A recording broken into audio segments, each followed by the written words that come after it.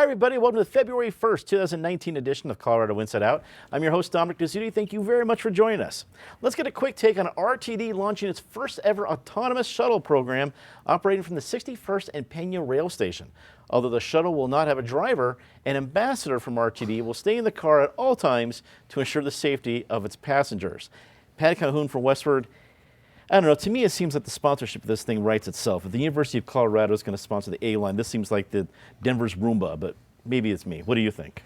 Well, I thought it was the most ludicrous thing I'd heard, especially when you have an ambassador sitting there but not driving it, until I realized I'd probably rather be on that RTD vehicle than the R train, where the driver is now on leave for having severed a woman's leg.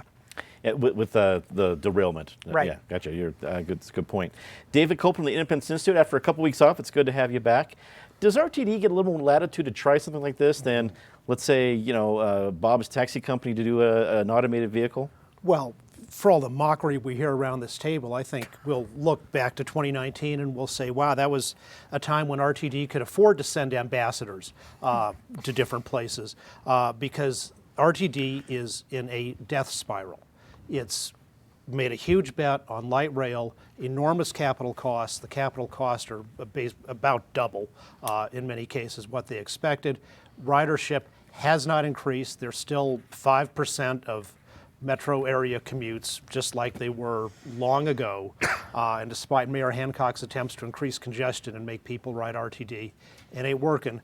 They could have, and they keep raising the fares to cover their operating costs, but which drives down ridership even further. They are economically unviable, and we'll miss them when they're gone. Eric Sonderman, political analyst. If you're a driver at RTD, are you seeing a canary in the coal mine here? Well, if you're a driver of any kind, the driverless revolution is coming. We just don't know on what time frame. Whether you're a taxi driver, whether you're an Uber and Lyft driver. I mean, if we go, you guys like doing the time machine shows going backwards, but if you do a future tense time machine, driverless cars, not that far in the future, are going to be the norm. I'm with Patty. The ambassador thing caught my eye. I think ambassador is a fancy word for chaperone, or I don't know what else we could possibly call them. To be fair, this is a proof of concept. It's an experiment. It is not ready for rollout. It is not at scale. It's going to go 12 miles an hour, et cetera. I'll be curious to see what comes of it, and it is a step in this driverless movement. I used to resist that movement because I actually enjoyed driving, but then something switched in me a few years ago. I said, but no one else is driving, they're all texting. So if everyone's just going to be texting, bring on the revolution. You're here. Rounding out the panel, Megan Schrader, editorial page editor at the Denver Post. It's great to have you back. Megan, are you excited to try out the new vehicle without a driver but with an ambassador? So not this one, in a loop around a small make-believe community. It's not exciting, but the prospect of having driverless cars, a society where you no longer own a car, you hop a ride in an autonomous vehicle and get to where you're going is exciting. It's going to could change everything. The State House and Health Insurance Committee passed a bill on Wednesday by a 7-4 vote that would address sex education in Colorado. Many people testified against the bill, with some arguing that the bill would allow teachers to explicitly teach students about sexual acts. However, Democratic lawmakers and sponsors argue that the bill would not do this and instead address the stigmas surrounding sex, especially among girls. Patty, sex education in Colorado has never been without controversy, but this seemed to be quite the show on, I guess it was maybe Wednesday night or earlier this week. Your thoughts? Well, a 10-hour hearing in which people presented more positions than any sex ed class is going to have. The most important thing to remember about this bill is that it still allows parents to opt out. There were so many different rumors going around, but that is still true. What it also would do is get rid of abstinence-only sex education, which I would argue, is certainly not the most useful for kids out there. We see sexually active kids. We see kids getting in really bad scrapes in elementary schools in some cases, in junior high, they're getting more sexually active younger and younger, and it's generally not good. I mean, the more education they get that is fair, balanced, and reasonable, the better. But remember, parents can still opt out if they care enough about their children to give them some useful education at home. David, you are a legal analyst at the table. What is the big difference between the law proposed right now and the 2013 law that's already in the books? The complete elimination of local choice and options. Now, if this passes, if you're a public school, whether you're a traditional neighborhood school or a charter school, which is supposed to have more independence in its curriculum, if you mention sex at all, if you want to teach a class that says, here's how human reproduction works, you must then must teach this full statewide mandatory curriculum, and everything from the sperm and the egg all the way through gay and trans relationships and everything in between. In real life, as opposed to the legislature, human sexuality is very diverse and people have many diverse ideas about it. In a free society, we allow people their choices. In a totalitarian society, there is no choice and pure indoctrination on one side. And people have appropriately criticized the so-called religious right for trying to jam down its one particular view of human sexuality and everybody else. This is the same thing from the hard left. There's going to be one way to think about it. Despite everything we say in the Colorado Constitution about local control, everybody is going to be taught this way and indoctrinated in a particular thing. Yes, the students can opt out. By the way, they can opt out only of official sex ed classes. To the extent that this comes up elsewhere in the curriculum, even by direct deliberate instruction, parents aren't even to be notified about that. They're forbidden to be notified. And there was an amendment to say you can't bully kids whose parents choose to opt them out, and notably that was rejected. Quite a celebration of diversity there. Eric, looking at this politically, I think before a session starts, we usually around this table talk about the different things that we can predict are going to be the flashpoints. And then every once in a while, you can get this thing that at the very least is under the radar before the session and turns into this crazy hurricane that was earlier this week. Does this have legs with either base? Absolutely, and it particularly has legs with the base out of power, i.e. the conservative base here. This will not be forgotten by them.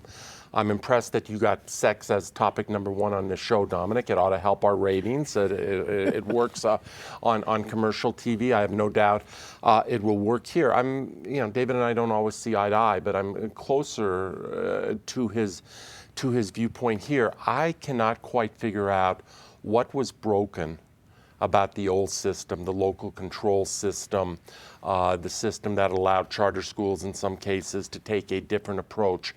What was so broken about that we needed to come in with a one-size-fits-all kind of approach here?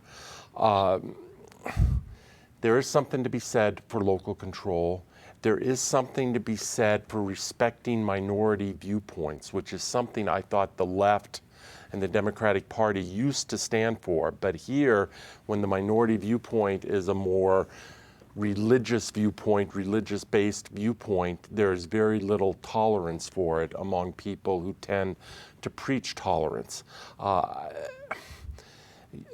That is not my personal orientation, the religious viewpoint, but it goes to show the increasing divide in this country. We talk about the red-blue divide, but it's largely a secular versus religious divide, and has become increasingly so over recent years.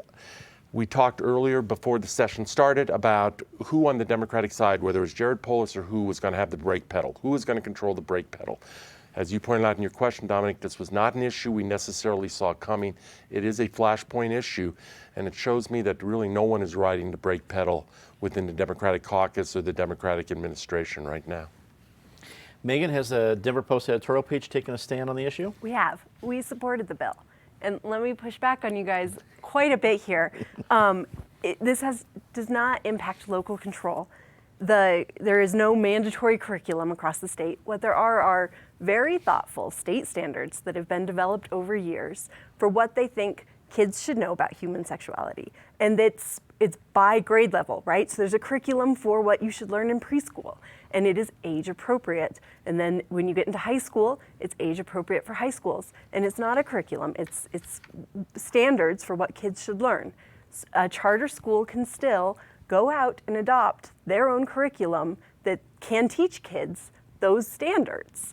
The standards are things like teaching women that there are risks involved with being sexually active. But if you choose to be sexually active, here are some of the things that you can do to decrease the risks of STDs or pregnancy. All this bill is saying is that you cannot, if you're a charter school, teach abstinence only. If you're going to teach sex education, you have to teach kids about condoms. It's pretty common sense, I think. It's not radical. And if a parent is adamant, I don't want my kid to know about condoms, it's against my religion, they can opt them out or send them to a private school that isn't publicly funded. But as a state, I think it's a good thing for us to say, this is a public health need, that our students are taught this, and that our students know this when they leave school. And this is a good bill. It has some flaws, but it's a good bill. Clearly not the last time we'll be talking about it at this table, I can tell that right now.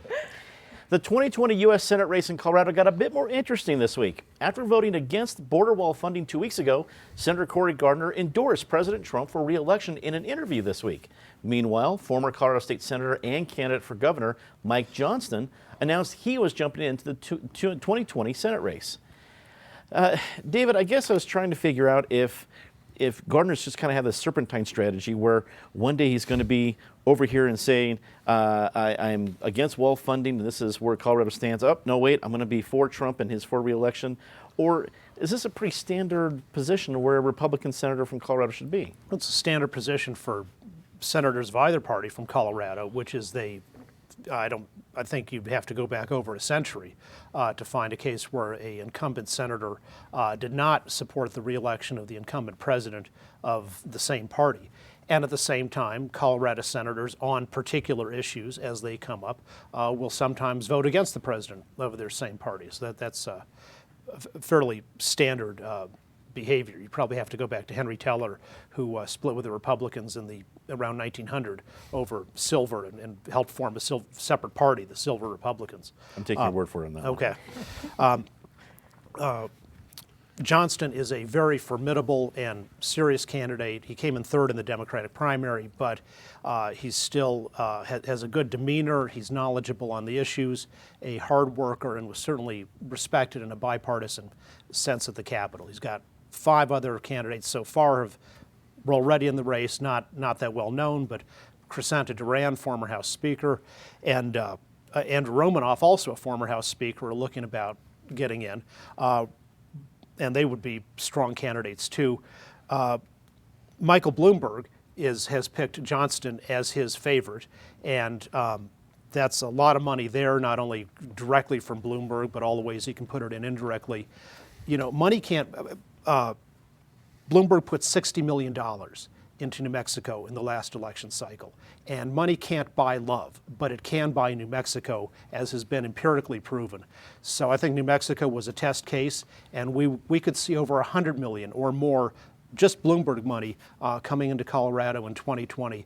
So that augurs well for Johnston's prospects.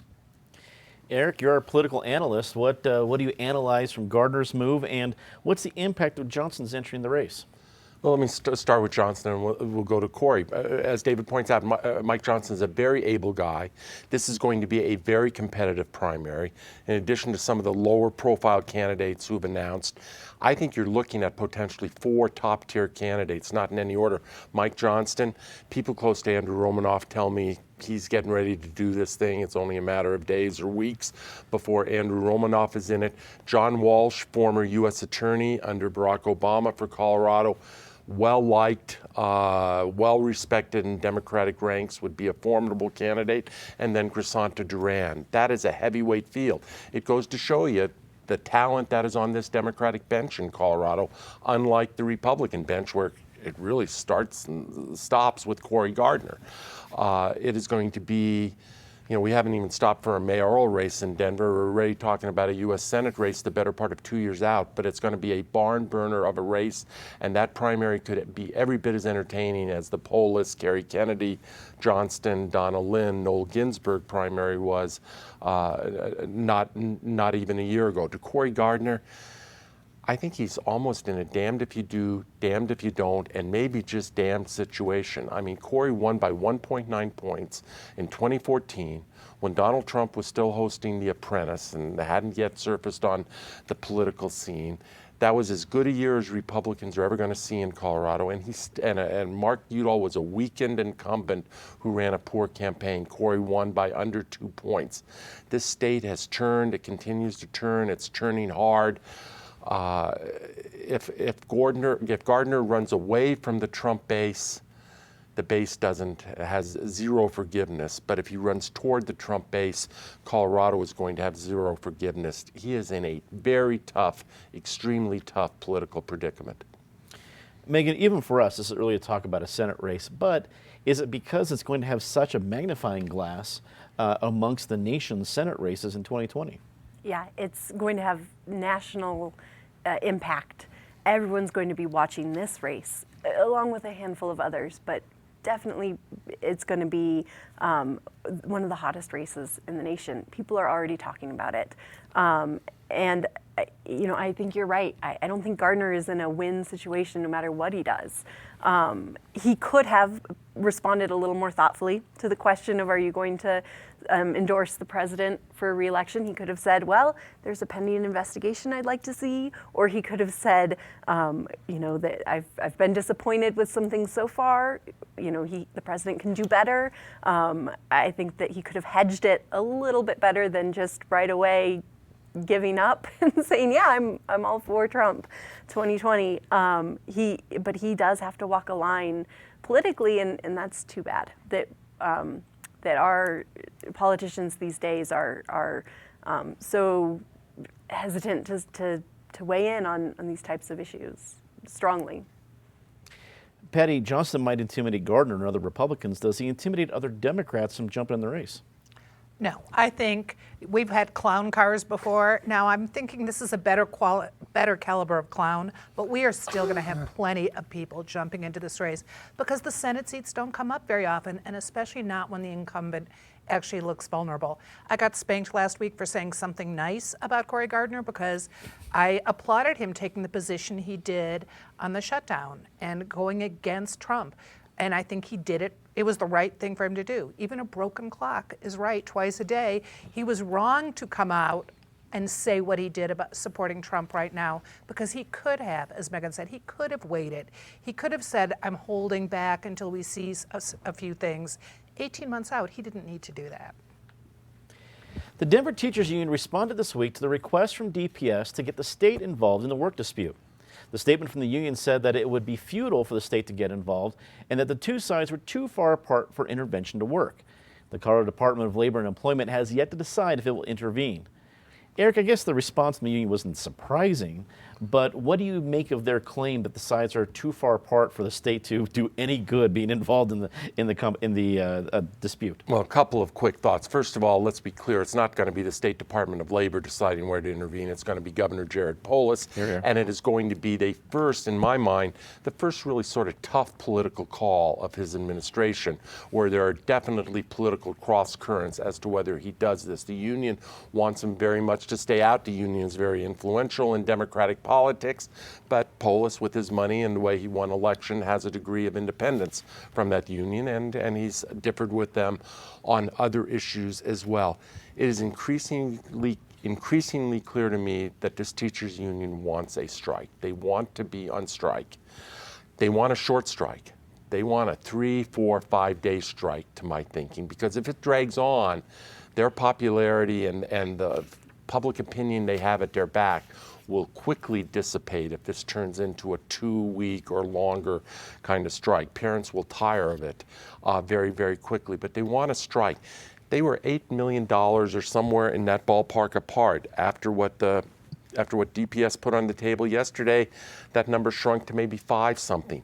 That in a $1 billion budget, that's a rounding error.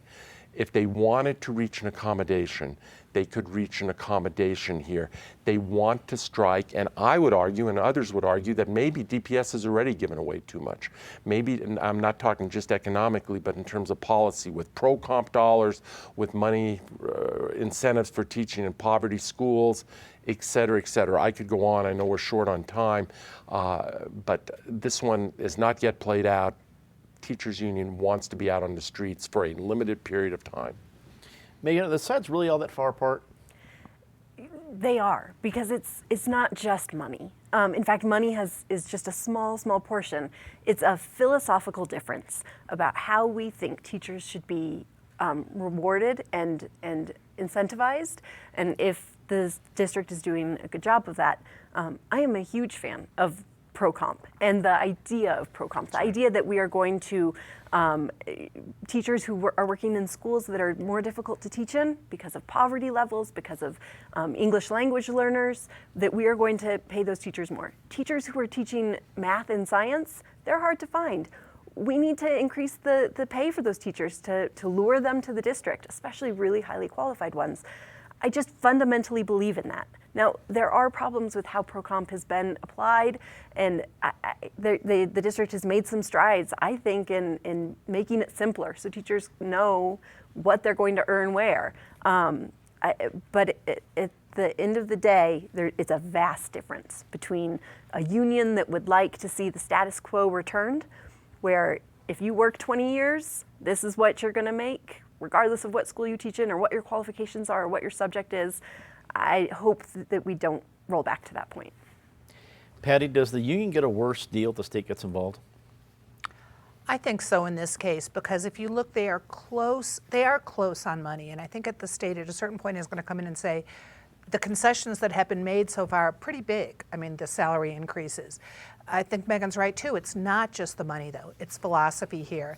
And last week we were saying the DPS didn't look very good because they had just made, the boneheaded release of the letter regarding teachers who were not citizens of the state. Now we see, if you're looking at how people look, the image of the teachers and the union walking out last night when there was still over an hour set aside for bargaining, just in good faith, they should have sat there. They could have argued. If you could sit through 10 hours of sex hearing, they could have talked about that. But they should have sat there through the time that the DPS had allotted. David, we're close on time. Wrap it up for us. If you're not as expert on teacher contracts as other people are, you can learn from just the negotiating behavior, as Patty said. One side comes in and says, we're $8 million apart, here's an offer for $3 million. The other side, instead of starting to negotiate from that, throws a tantrum, starts screaming and yelling, has some guy with a drum beating, shame, shame, shame, and they claim they're doing it all for the kids. The United Auto Workers, when they don't go on strike, they don't say, we're doing this for the drivers. It's not that we want more money, we just care so much about the drivers.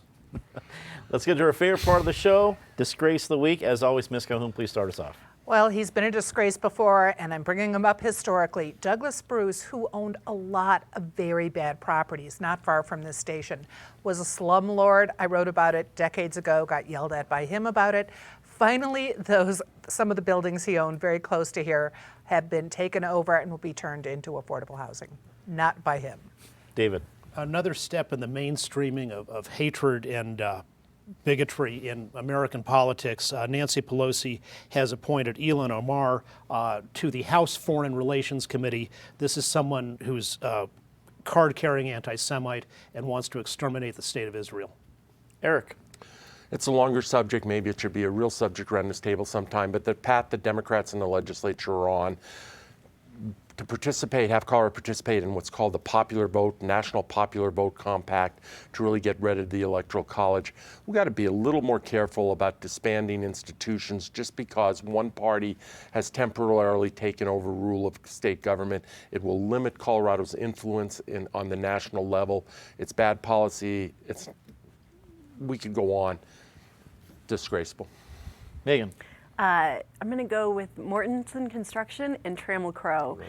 The more I learn about the scandal where these two companies worked together to ensure that Mortensen Construction would have a leg up in the bid process for the Denver Convention Center, a multi-million-dollar bid, the more disgusted I get. It just is really heinous. Time to say something nice. Patty? I'm going to stay in this neighborhood. The Cousins family, which has been involved in 5 Points for so long, and Renee Cousins King just gave $100,000 to the Black American West Museum. It's a great move. David? Liberal Harvard law professor Lawrence Lessig, who has masterminded a case which the Independence Institute has supported in amicus briefs, argued before the 10th Circuit just this week, saying that the state cannot force electors to vote in a particular way. That's a constitutional protection against this unconstitutional bill to take away Colorado's electoral choice. Eric? Howard Schultz, who is apparently going to run for president. We'll see how it plays out. It's too early to get on board, but a whole lot of Democrats are having conniption fits, also prematurely to my thinking.